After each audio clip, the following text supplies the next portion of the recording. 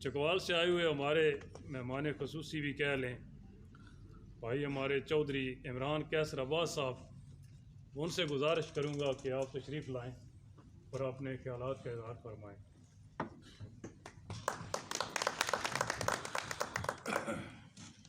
बिस्मिल्लाहिर्रहमानिर्रहीम।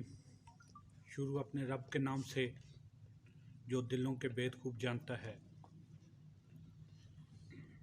जनाब काबिल इज़्ज़त बुज़ुर्ग सियासतदान, इलाका वनार की पहचान, सदाबहार सियासतदान मलिक मोहम्मद असलम अवान सेठी साहब मेरे बुज़ुर्ग भी हैं और मेरे लिए काबिल एहतराम भी हैं।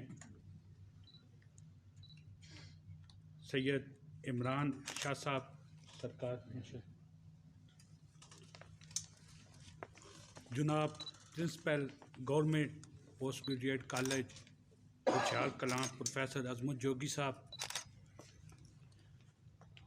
मेरे उस्ताद मोहतरम जिनके पास मैं 96-97 में यहाँ पे खुशहाल कॉलेज में ज़ेरे तालीम भी रहा,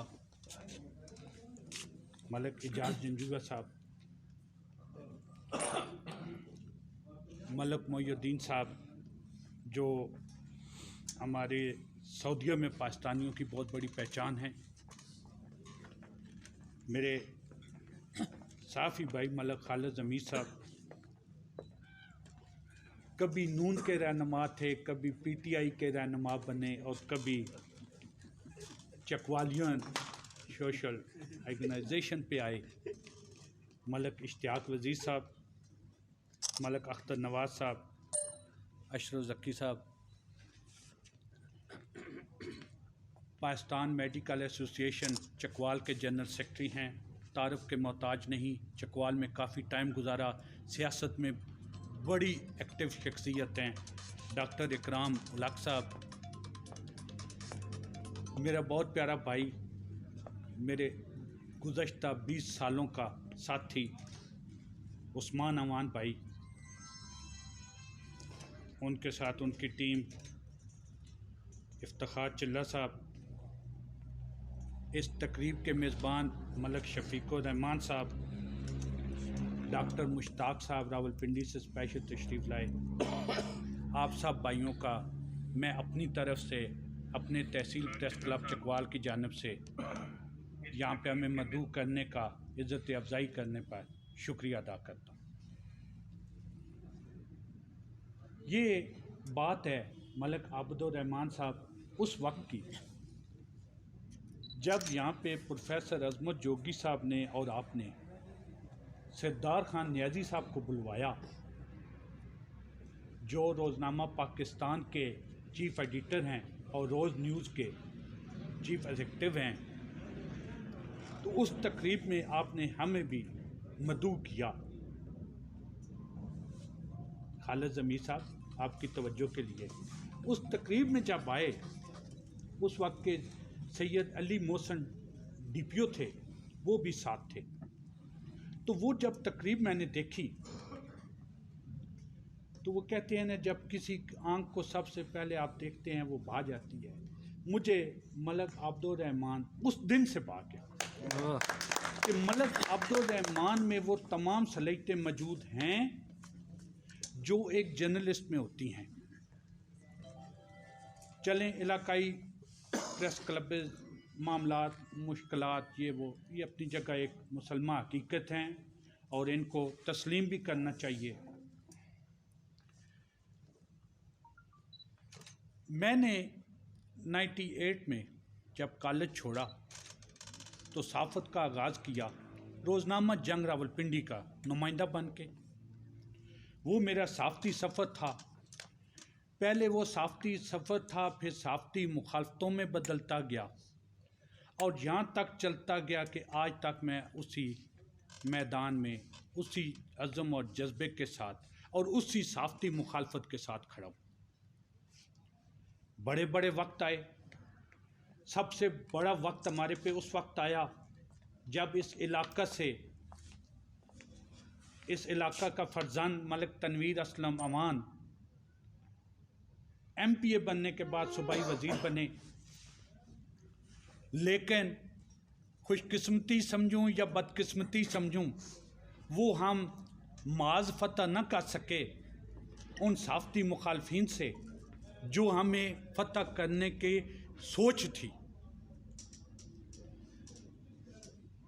27 साल ये जो सफ़र है, इसमें अल्हम्दुलिल्लाह गुज़श्ता साल में हमने चकवाल प्रेस क्लब, जो मकबूजा प्रेस क्लब कहलाता था और जिस पे सिर्फ 13 अफराद का कब्ज़ा था और वो किसी साफ़ी को अंदर घुसने नहीं देते थे, उसको अल्हम्दुलिल्लाह हमने वागुज़ार करवाया और उसमें पहली दफ़ा अपने तहसील प्रेस क्लब का तर्ज अमल जो हमने अपनाया था, जो इलेक्शन करवाए थे, जो एक साफ शफाफ इलेक्शन की राह को आगे लेके चले थे, उसके तहत हमने उस प्रेस क्लब को आज़ाद करवाया और 64 मेंबरान वहाँ पे हमने मुंतखब किए जो तमाम जर्नलिस्ट हैं।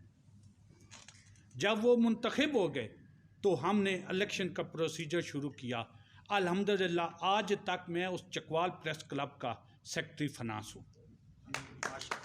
जिस प्रेस क्लब का दरवाज़ा खटकाना हमारे लिए मुश्किल था, वो उसके अल्हम्दुलिल्लाह इस वक्त सेक्रेटरी फनास हूँ। सदर हमारा है, चेयरमैन हमारा है, जनरल सेक्रेटरी हमारे दूसरे ग्रुप का है। चले निज़ाम चाह रहे हैं। बात हो रही थी साफ़ियों की ब्लैकमेलिंग की, तो आज छोटी सी ब्लैकमेलिंग मैं भी सुनाता चलूँ। मलिक शफीकुर रहमान साहब, आप पटवारी के पास जाते हैं, आपकी अपनी ज़मीन है, आपको विरासत में मिली हुई है, आप उसे कहते हैं कि एक फ़र्ज जारी कर दें।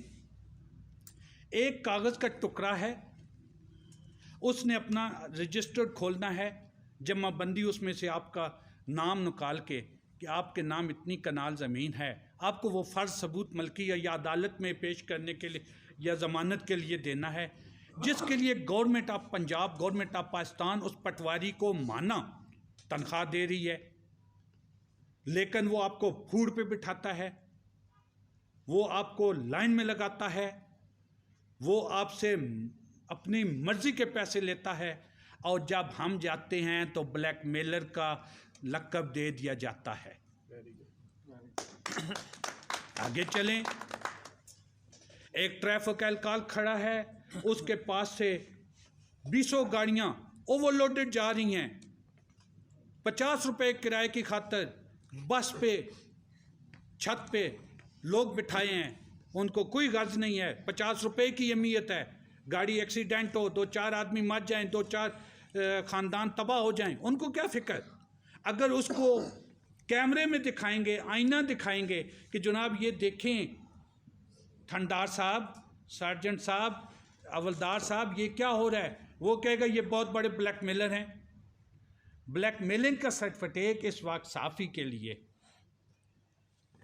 कोई अहमियत नहीं रखता, जैसे सियासतदानों के मुतल्लिक़ है कि वो सबसे बड़े इस वक्त जितने भी हैं वो आवाम को बेवकूफ़ बना के अपने झूठों की आड़ में आगे चलते हैं। तो अब सियासतदान जो है वो अपना काम कर रहा है।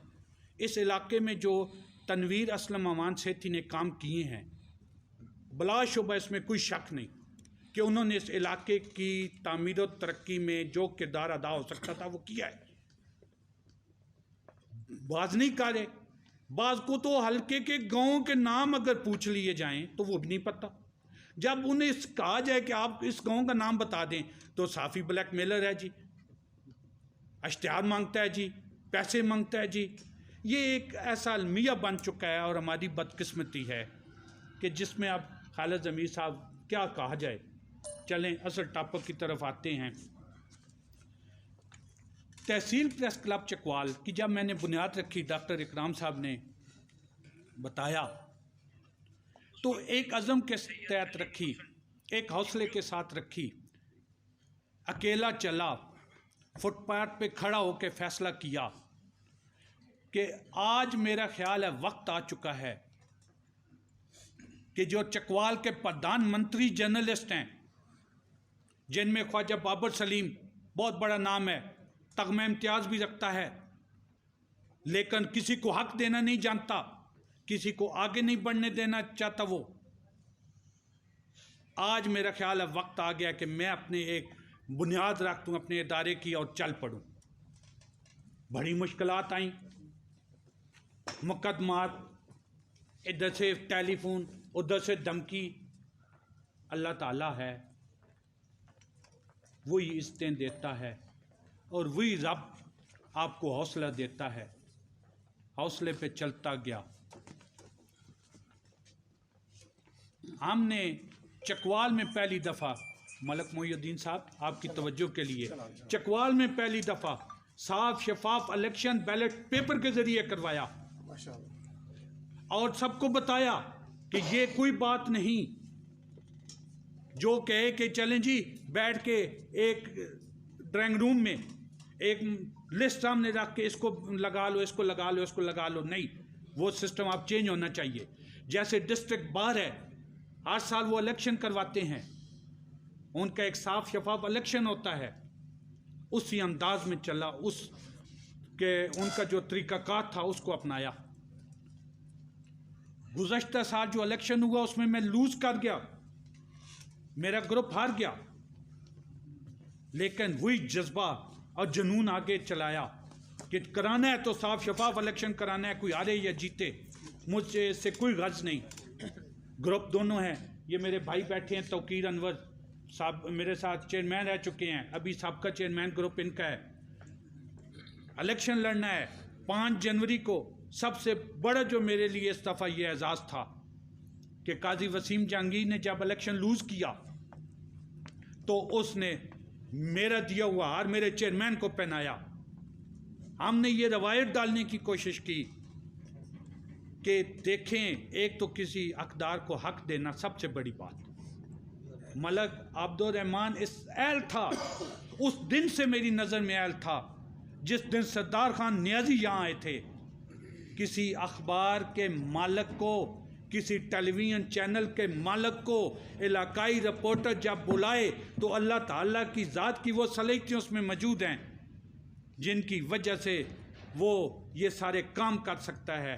मैं बहुत बड़ा जर्नलिस्ट हूँ, बड़े चैनल अपनाए हैं, बड़े काम किए हैं, लेकिन आज तक मैं अपने चैनल के CEO या मालिक को यहाँ चकवाल में किसी तकरीब में नहीं मदऊ कर सका। ये सलाहियत जो है मलक अब्दुल रहमान को मिली, अल्लाह ताला की ज़ात ने दी। और सरदार खान नियाजी को पहली दफ़ा चकवाल में, बड़े अरसे से वो अखबार शाया कर रहे हैं, पाकिस्तान रोज़ न्यूज़ है उनका, पाकिस्तान लेवल के जर्नलिस्ट हैं, उनका बहुत बड़ा कारोबार है, लेकिन उन्होंने यहाँ आके मलक अब्दुल रहमान को जो इज़्ज़त बख्शी, प्रोफेसर अजमत जोगी साहब को जो इज़्ज़त बख्शी, उस दिन का मैं कायल हो गया था कि इन शख्सियात को आगे आना चाहिए। बात हुई सहाफ़त की, यहाँ पे एक सब इंस्पेक्टर वकासुर रहमान, मेरा बहुत प्यारा भाई, मेरा उससे बड़ा तल्लक वो था। जब उसने मेरे उस्ताद प्रोफेसर अजमत जोगी को हथकड़ी लगाई तो वो तलक उधर गए, उन तलकों की कोई परवाह न रही। उस्ताद को हथकड़ी लगाना, जिसने आपको तालीम दी, जिसने आपको कलम पकड़ना सिखाया, अगर उसकी आप कदर नहीं कर सकते तो फिर आप किसकी कदर करोगे। उस दिन मैं चला प्रोफेसर अजमत जोगी साहब के साथ, आए जी मैं आपके साथ खड़ा हूं, मेरा प्लेटफॉर्म आपके साथ खड़ा है, मुकाबला करेंगे सब इंस्पेक्टर का, ये पुलिस गद्दी जो हो रही है इसका। अल्हम्दुलिल्लाह उसमें ये सरखरू हुई है। हमेशा सच जो होता है वो सच होता है। बात हुई, मुख्तलिफ दोस्तों ने बहुत सारी बातें की सहाफ़त के हवाले से। मेरा एक असूल है, चौधरी सफदर साहब मेरे साथ बैठे हैं, कस्टम ऑफिसर रिटायर्ड हैं, मेरे दोस्त हैं।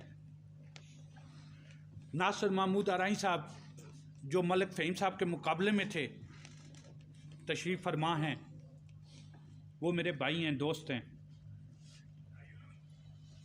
मैं अपने दोस्तों को आगे बढ़ाने के लिए सोचता हूँ। मलक अब्दुल रहमान जनरल सेक्रेटरी बनने का अहल था और बनाया गया। अगले साल कोशिश करेंगे कि सदर और चेयरमैन का इलेक्शन लड़ाया जाए। ये कोई एहसान नहीं है, ये वो बात नहीं है मतलब इश्तियाक साहब कि किसी पे हमने वो करम नवाजी कर दी। ये वो बात है कि जिसका मुझे उस दिन का एहसास है, फिर आज यहाँ आके ये एहसास हुआ है कि लोगों के साथ रख रखाई है मलक अब्दुर्रहमान की।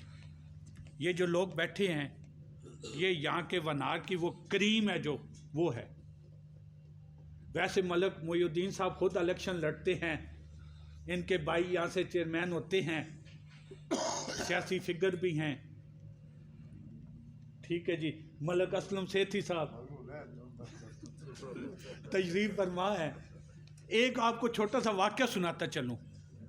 तनवीर असलम सेठी साहब के पास चकवाल का एक साफ्ती डेलीगेशन आ गया और उन्होंने कहा जी चकवाल में साफ्ती कॉलोनी की बहुत सख्त ज़रूरत है, तो चकवाल में साफ्ती कॉलोनी दी जाए जी। मिनिस्टर साहब भी किसी उस वक्त वो जलाल में आए हुए थे, उन्होंने कहा जी ये साफ्ती कॉलोनी आपकी हो गई। ठीक है जी। जब मुझे तक बात पहुंची कि साफ्ती कॉलोनी हो गई तो मैंने एक साफियों के एसेट छापे कि ख्वाजा बाबर सलीम प्लाजे का मालिक, अरशद अब्बासी मार्केटों का मालिक, चौधरी इमरान कैसर करोड़ों की प्रॉपर्टी का मालिक, रियाज अंजम 40 लाख की रैश का मालिक, जितने हमारे दोस्त भाई हैं ना उनके। और साथ ये लिखा कि अगर ये आपने करम नवाजी करनी है ना तो उस गरीब पे करें जिसके पास रहने के लिए जगह नहीं, जिसके पास छत नहीं है और जो किराए पे रह रहा है। हम अल्हम्दुलिल्लाह सारे चकवाल में जितने साफ़ी हैं, मेरे कोई मुखालफ है या मेरे साथ है, वो सारे इतने मुस्तकम हैं माली लिहाज से, इतने खुशहाल हैं, उनके पास अपने घर मौजूद हैं, उनके पास अपने कारोबार मौजूद हैं, उनके पास अपनी मार्केट्स मौजूद हैं। तो वो साफ्ती कॉलोनी तो गई, अलबत्ता तनवीर असलम साहब ने 10 लाख रुपए की ग्रांट चकवाल प्रेस क्लब को अनायत कर दी। वो हम ढूंढे निकले, बड़ी दफ़ा दिया जलाया, अंधेरे में कहीं 10 लाख की ग्रांट पता चल जाए कि आगे वो हमारी जो इंतज़ामिया थी उसने किधर की, लेकिन कोई नहीं पता चला। मलक मोइनुद्दीन साहब ब्लैकमेलिंग इसको कहते हैं कि साफियों के नाम के लेके पैसे अपने ज़ाती मफादात पे लगाना, ये गलत है। कोई हमें इदारे कोई पेमेंट नहीं करते, कोई तनख्वाह नहीं देते। ये तो एक शौक़ है, एक जुनून है, एक जज्बा है कि चलो यार कोई अगर ज़्यादती करता है तो करता रहे। रोज़ाना टेलीफोन आते हैं धमकियों के, आपने ये खबर लगा दी, ये हो गया, आप बिल्कुल आप तैयारी कर लो अपने बच्चों का, जैसे M2M बना हुआ है यहाँ पे, ऐसी सूरत हाल है।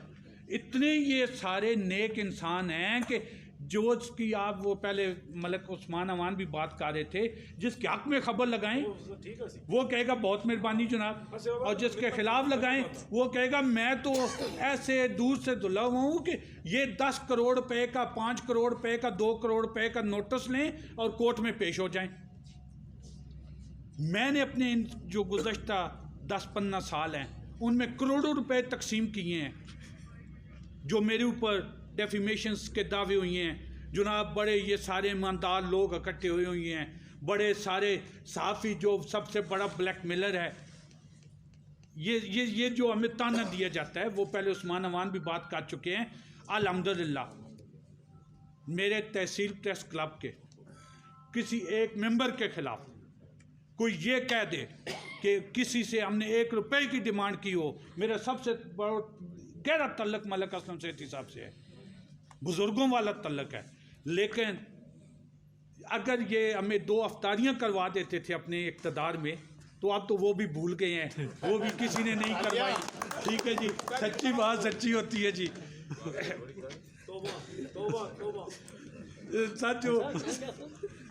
सच्ची बात है, उस्मान अमान साहब सच्ची होती है और वो करनी भी चाहिए, और वनार में खड़ी होकर करनी चाहिए कि वनार वालों को पता हो कि यहाँ पे क्या सूरत हाल है।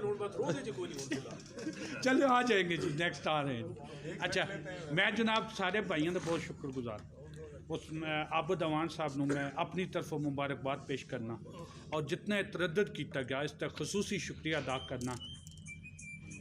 इंशाअल्लाह वनार को साथ लेके चले हैं, चलते रहेंगे। आपने मेरी पोस्टें देखी होंगी पहला आदमी मैं था जो कह रहा था कि मलक अजहर जो पाशा ग्रुप का है उसको एच जा रहा है और वो इलेक्शन विन करेगा। सब कहते थे कैसे करेगा, जैदी साहब का भतीजा है, दूसरी तरफ अमीर भट्ट का बेटा है, बार के भतीजे हैं दोनों। मैं कहता था कि मलक अजहर में मुझे वो सलाहियत नज़र आई है जब वो जनरल सेक्रेटरी का इलेक्शन लड़ा था कि मलक अजहर में यहाँ क़यादत करने की सलाहियत मौजूद है और वो वोटर को माइल कर लेता है, उससे बात कर लेता है, इखलाक से पेश आता है। तो अल्हम्दुलिल्लाह 2 वोटों की लीड से मलक अजहर कैंडिडेट जो हैं वो सदर बार कामयाब हुए हैं। अब दूसरा जो जनरल सेक्रेटरी था वो 61 वोटों से जीता है, लेकिन इधर 2 वोटों से मलक अजहर अवान जो हैं वो कामयाब हुई हैं। तो ये जो मेरे भाई है अब्दुर्रहमान, उसने जितना ये तरद्दुद किया, प्रोफेसर अजमत साहब ने, शफीक और रहमान साहब ने, मैं आपका बहुत मशकूर हूँ जी कि आपने हमारी हौसला अफजाई की। इंशाल्लाह जब भी चकवाल में आपका चक्कर लगे तो डिस्ट्रिक्ट कम्प्लेक्स में मेरा अपना पूरा सेटअप है। एक दफ़ा मैं कौमी असम्बली का और एक दफ़ा सूबाई असम्बली का अलामती इलेक्शन लड़ चुका हूँ। इन सियासतदानों के ख़िलाफ़, ये जो आवाम को मुख्तलिफ़ किस्म के रास्ते दिखाते हैं, ये जो आवाम को गुमराह करते हैं, उनको बताने के लिए कि कानून क्या है और रूल ऑफ लॉ की बालादस्ती किसको कहते हैं, उस वजह से ये इलेक्शन लड़ चुका हूँ। बाकी अल्लाह का शुक्र है, जो बात करता हूँ वो किसी को अच्छी लगे या बुरी लगे, सच पे मबनी करता हूँ।